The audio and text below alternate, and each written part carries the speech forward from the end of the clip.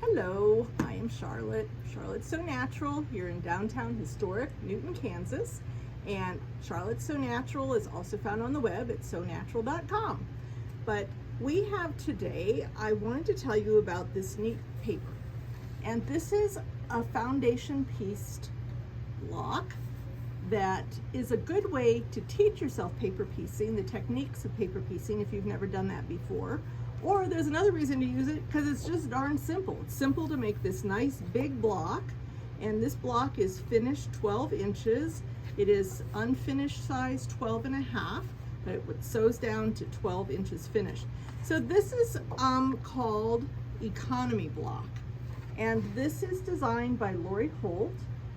For Bee in My Bonnet, she used this in one of her quilts, and it is available. It has 42 sheets, all identical, in this pad, which happens to match the number in a pre-cut. So if you were doing 10-inch squares, it's not terribly efficient, but you could make some of them work. So anyway, the instructions are inside the front cover, and it tells you what size fabrics to cut for the different positions.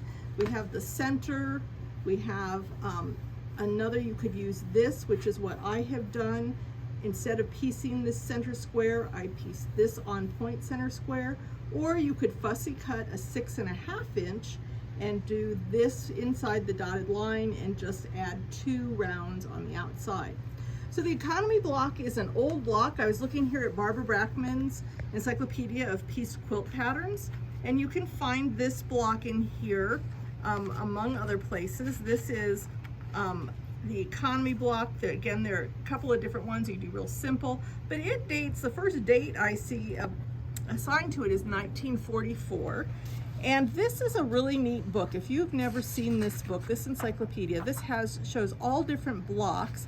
It doesn't have the instructions for them, but it does have really good illustrations of lots of different kinds of blocks, pieced as well as applique. And there is actually a disc for your computer that will work for this, so you can have all of those blocks, and I believe that one does have some sort of instructions on it. So if you're interested in that, let us know. You want to know about Barbara Brackman's encyclopedia, you can come and look at the Encyclopedia of Pieced Quilt Patterns here in the store. But back to paper piecing. So I wanted to show you this. So this is the block that I made, and you can see it comes out just a little bit different because I was copying another block that I had for a project, and you can see that this has 2 units in this last triangle. This only has 1. So the tenets of paper piecing are that you have the printed paper, and we're going to stitch on the lines. And I always pre-fold all of my paper on the lines so that I know exactly what lines I am transferring these lines. And I don't know if you can see this, Kirsten. Now I know on the back side of the paper exactly where those lines are. So here I have started. I've started again like with the on point center. I put that down, and then I make sure that it's extending 1/4 inch beyond these lines. So what's important about that is that positioning tells me how large I need to cut the next piece, and I can line it up perfectly. So let me just go ahead. I went ahead and added these, and now let me illustrate what I'm talking about here with these pieces. So this one has been added, but before I added that, I made sure I folded this back on the line, and then if I've stitched beyond that line, I just tear it a little bit, hold my finger there, so I rip the paper, and then I use this add 1/4, but you could add any ruler that has a 1/4 inch line marking. You could do that, and then we're going to rotary cut that down so it's exactly 1/4 inch. This is an add 1/4 product, and it has a lip, so it fits right against that folded piece of paper, and then I'm going to trim that away. This is the 1/4 inch that I line up this next piece with. So then I can see here's the center of this piece. So I'm just going to fold my next triangle, and the inside of this pad of paper tells you what size these squares should be cut, and you're going to cut them in half once to give you the triangle. And I'm going to just fold this in half and line that up right there. And I'm going to, whoops, I'm going to do it right sides to right sides. And I'm working on the unprinted side of the foundation pattern paper. So I'm going to do that. And I just want to hold that for a moment while I pick it up. And I'm going to now fold this back. I just didn't want that to move. I'm going to fold that back and line that up so that my piece I'm adding is lined up with that 1/4 inch raw edge. That's a 1/4 inch from my line, which is folded piece of paper on the line. So now I will stitch right on that illustrated line. That's the important part. So that's going to give me points that do not disappear. So the important part to remember about this is that when you are trimming with the add a 1/4, you're just trimming one layer of fabric.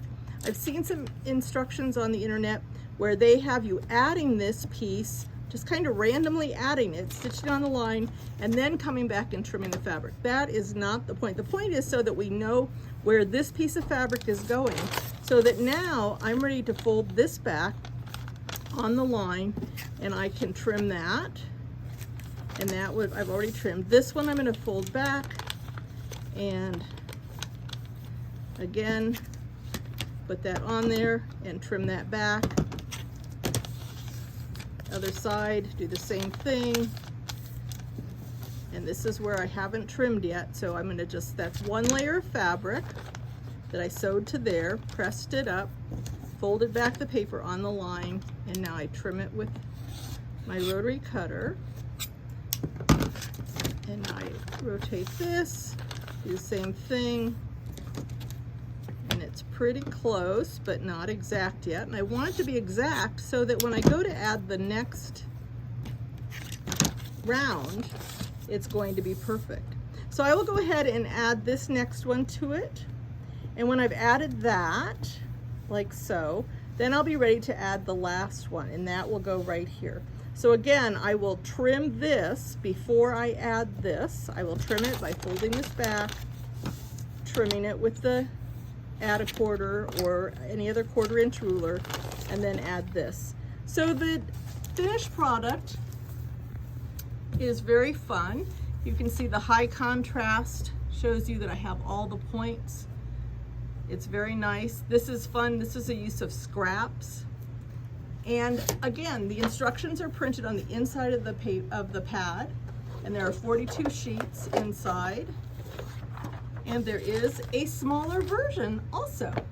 So I hope you have done paper piecing. If you haven't, this is a great introduction to it. It's very simple. It makes a quick, fast 12-inch block, and we'd be happy to tell you more about it here at Charlotte So Natural, or if you want to see it, sonatural.com. And I have a slideshow that shows this step by step, and we're going to put that here tied to this video in the description of the video, so you can click on that and see it. And I appreciate you watching this, and if you have any other questions about this, be sure to get in touch with us and we will be happy to answer. Thanks. Have a good afternoon.